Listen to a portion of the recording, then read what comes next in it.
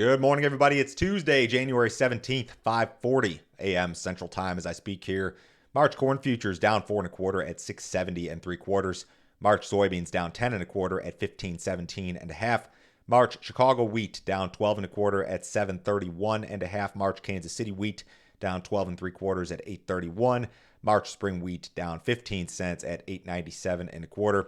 If you guys are listening on the podcast, appreciate it. If you're watching on YouTube, like, subscribe, comment. All of that stuff will help YouTube to help me to grow this channel.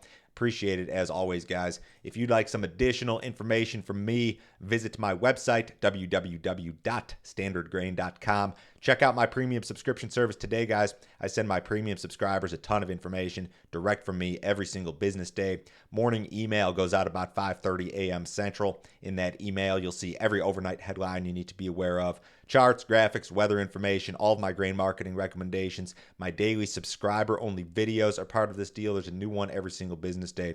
Thursday and Friday last week were all about the USDA report. On report day, I have a video out within 20 minutes of the release with the quick kind of snapshot analysis. And then I did some more analysis of the report on Friday. I talked about the balance sheets, the corn balance sheet in particular, some of the things that I think are forthcoming in regard to the corn balance sheet and the implications there.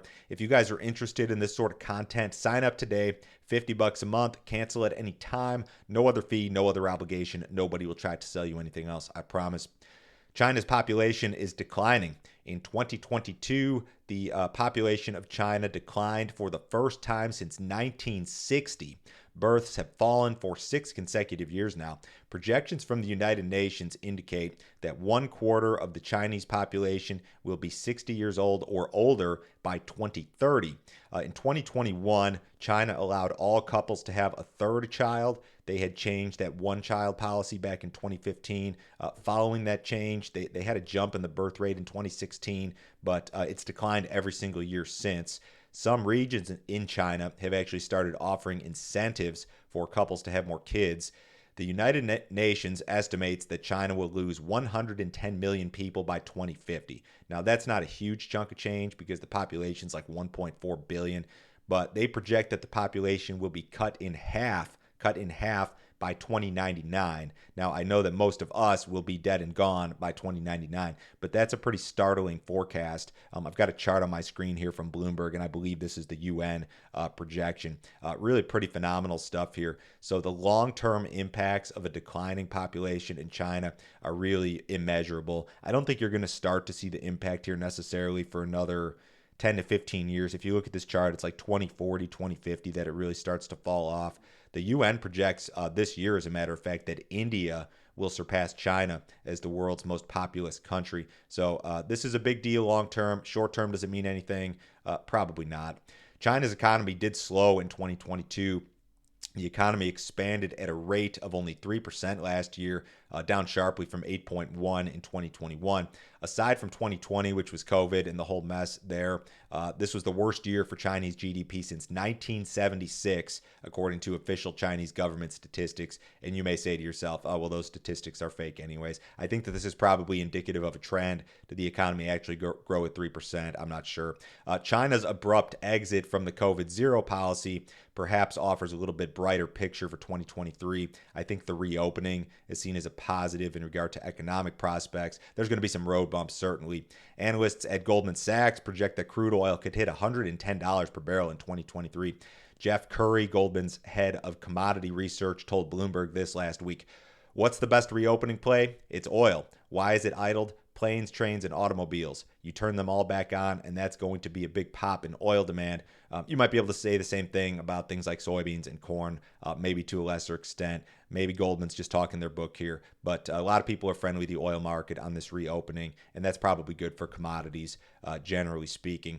I think the big deal in regard to the grain markets right here and now is this shift in the Argentina weather forecast. Rains over the weekend were sparse, but beginning, say, Thursday, Friday, Saturday this week, you're going to see some accumulation begin across Argentina's key corn and soybean growing areas. Between today and January 26th, the Euro model calls for coverage totaling 1.5 inches up to 2 inches across these key agricultural areas. Most of the country has been experiencing what some say is the worst drought in 60 years. A lot of your key corn and soybean growing areas saw less than half of their normal precipitation from October 1st through yesterday. I'd assume that this wetter forecast, again, is largely responsible for this morning's weakness in the soybean complex. This gap lower in the meal market overnight is a dead giveaway. I think that the Argentina situation is what caused a lot of this strength in the meal market. Argentina is the world's largest meal exporter. Fund traders are record long the meal market. So I think that this gap lower in the meal market overnight is a dead giveaway that this morning's weakness is probably because of this Argentina weather shift. Brazil's soybean harvest is beginning pretty slowly. Well-followed private group Ag Rural estimated that the crop was 0.6% harvested through last Thursday. They were 1.2% the same week last year. They've had wet weather in areas of Mato Grosso and elsewhere, which has stalled activity in some areas.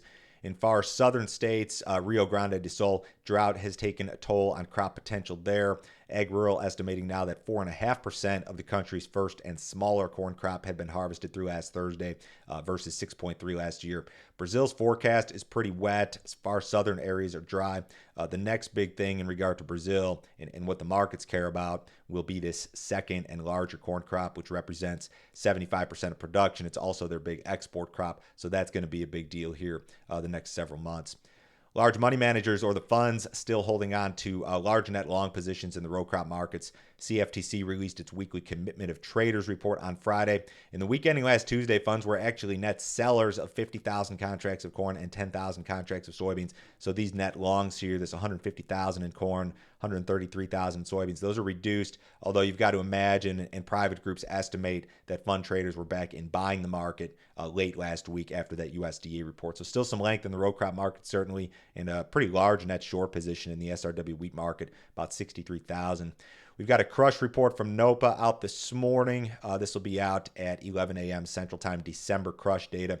Ahead of that report, traders estimate that NOPA members crushed 182.9 million bushels of beans in December. If that's realized, it would be up about 2% versus November, but down about 2% versus December of last year, which was an all-time record high.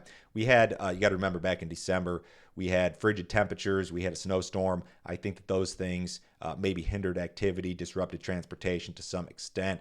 This is a big deal, of course. This is half our demand base.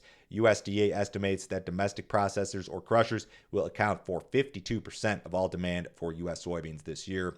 The cattle market was mixed on Friday. Cash cattle, mostly the bulk of it, 156 to 157 last week, which would have been down about $1.